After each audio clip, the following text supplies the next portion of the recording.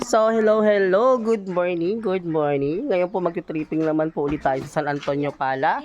Ngayon po ay may umagaw pansin po sa akin dahil kanina po may kalapati po na narito po. Sabi ko, bakit po kaya may nagkakagulo yung mga pabo din at saka yung mga manok. So, may kalapati po pala sa bubong. So, ngayon po, ito po palang kalapating ito ay nagtataka po ako dahil binuka ko po yung pakpak niya para po mayroon siyang dapak. Yung para baga po mga race, yung pang race na kalapati. So guys, na ito po yung kalapati. Oh, ayan. Ayan po. Bali po yung kalapati ay may dalawa pong nakatali sa paa.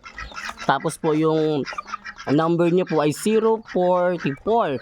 So ibig sabihin po, ito po yata yung pinakawalan dito sa may San Andres na galing pa po ng Taguig. Nakita ko po sa sa news.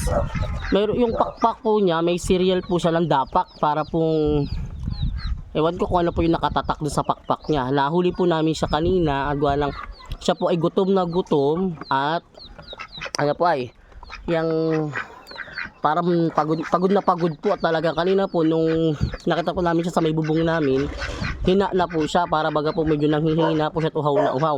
So nilagyan ko po siya ng bahog, para po siya yung mga kalapating ano, yung sisipulan mo lang tapos nahumapon po siya kanina sa kamay nung jowa ko.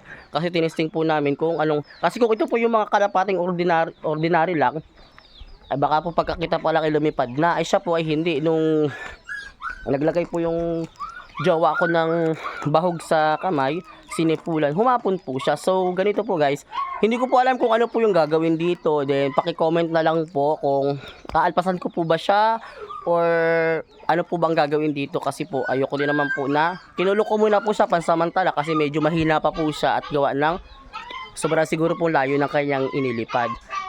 Di ngayon po, pag medyo malakas na po siya, aalpasan ko na po siya para po kung sa ganun eh makabalik po siya sa kanyang may-ari. And sorry guys, wala po akong intention doon sa kalapati na angkinin dahil ako po ay inalagaan ko lang po siya at bigyan para magkameron po siya ng lakas at aalpasan ko rin po siya pag bumikaya na po niyang lumipad.